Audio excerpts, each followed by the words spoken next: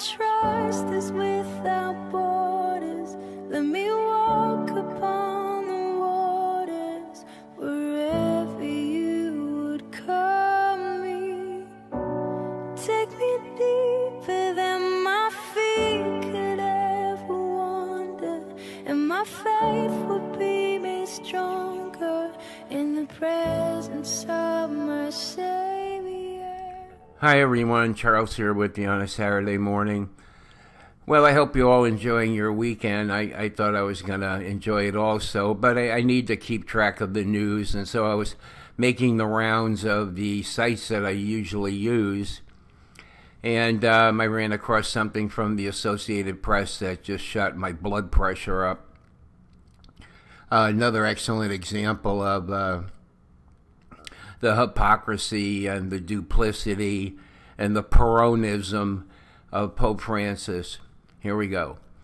Pope Francis has been quoted as saying homosexuality in the clergy is something that worries me, but yet he surrounds himself with people who push this agenda. Unbelievable.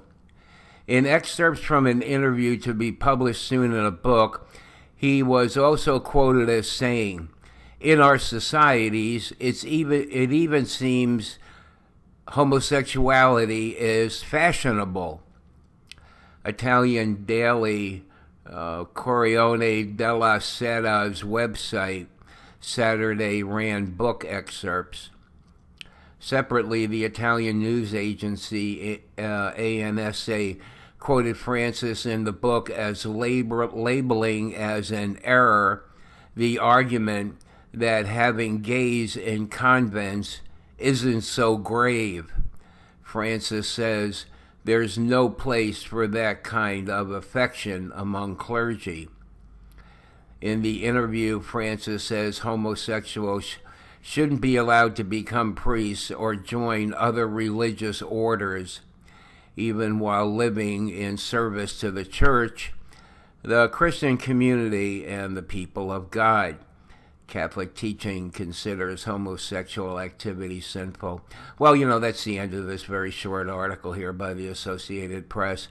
But yet Father James Martin, who a couple of videos ago, Church Militant was good enough to put all his errors, to list all the errors, and I think there were like 16 or 18 of them, all very serious errors. But yet he's a consultant to Pope Francis and the Vatican, What are you going to say about this kind of stuff? I just got, and then I think it's Father Scicluna, who is the, I believe, now don't quote me on this, I believe he's the English interpreter for the Vatican, but he's very high up in the Vatican. And, he recently said that, basically, I'm paraphrasing here, this was maybe a couple of 3 weeks ago, that,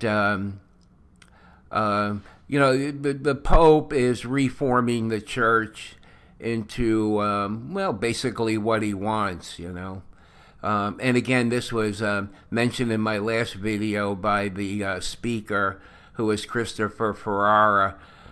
He talked about what Scicluna said. And it's, they're not trying to hide it anymore. They're just putting it out there. There's nothing in canon law that deals with anything like this. And that's the major part of the reason nothing can be done about this, it seems. Here's something else. Here, let's go on to this. Now, here, Pope Francis is talking about the signs of the sign of the times, which is closings of the church. Here's what he said. The observation that many churches, which until a few years ago were necessary, are now no longer thus due to a lack of faithful and clergy, or a different distribution of the population between cities and rural areas, should be welcomed in the church not with anxiety, but as a sign of the times that invite us to reflection and requires us to adapt. So we shouldn't become anxious that we've been hemorrhaging faithful Catholics for years into the grasp of the enemy, all right? That's what he's saying. Here, he makes this conclusion here. Not conclusion, this analogy. The person who wrote this, which is, this is published with permission from CatholicCulture.org. If someday I arrive in a hospital emergency room bleeding profusely from gaping wounds, I'd like to think that the doctors would respond to not exactly welcome my arrival with anxiety, because anxiety would be warranted.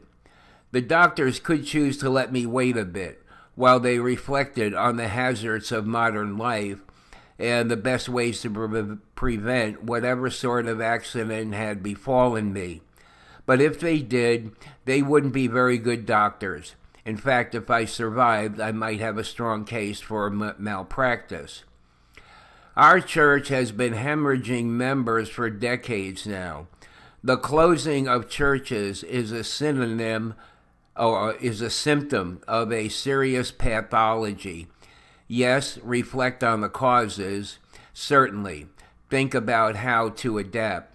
But for God's sake, be anxious, because souls are at stake. And he's talking about, don't be anxious. We need to adapt. We need to, what he's saying is, we need to adapt to the way I want the church. I'm making this church into what I want to make it, and there's nobody that can stop me from doing this, because he has the authority to do it. When he's surrounded by people who, in a very planned way, find ways of getting the letters LGBT into the magisterium, the teaching magisterium of the church, how he circumvents those things, how he sets things up to, that the vote, that there's the right kind of people in the voting block that will, pass his, what has already been written, or what's already been written by the big shots that surround him. And then you have all these bishops and cardinals, sitting around with their thumbs up, what, excuse me for my reference to my language here, but, it's just absolutely amazing. It's just absolutely amazing that this is happening. I go from really feeling bad, not only for our church, but for all the souls that are being misled here. Our only hope here is that Jesus is going to come and rescue all of Father's children from these errors. He's going to enlighten them and show them that all this is like a big scam, that this guy is this guy who calls himself Pope Francis is leading people to hell. I mean, that's basically what he's doing. Well, I'm going to sit here and ramble on here. When I get upset, I can just ramble here, and I don't want to do that. Well, I've already talked more than 8 minutes. Well, that gives you about an idea about what's going on Saturday morning. And, excuse me. Well, okay, we just need to keep things in perspective. And, there's nothing new here. We know all this is going on. We're praying. Some of us are doing other things as the Spirit is calling us. So, just let us trust in Jesus. And he's not going to let all these people who follow Pope Francis go to hell. I mean, I can't believe that for a second, But things might have to get way worse than what they are right now. I mean, how God is. God comes at the last moment, So we just need to trust in him, and he will come and rescue all our brothers and sisters, or those of them who want to be rescued. I mean, some people just aren't going to respond, but that'll really be, I think, a very small minority. I think, by and large, that, this will eventually get turned around. So in the meantime, we need to keep our cool, which I'm not particularly good at. But, we need to try to do the best we can and manage this, keep it in its proper perspective. Don't let it upset our lives like it does me sometimes. But, I'm single and, it's not like I have children that are affected by this, or a husband or anything, or even friends, because I'm basically a hermit. Well, anyway, here, so now I just rambled on for 2 more minutes. Okay, well, enjoy your weekend, and we'll talk to you later. Bye.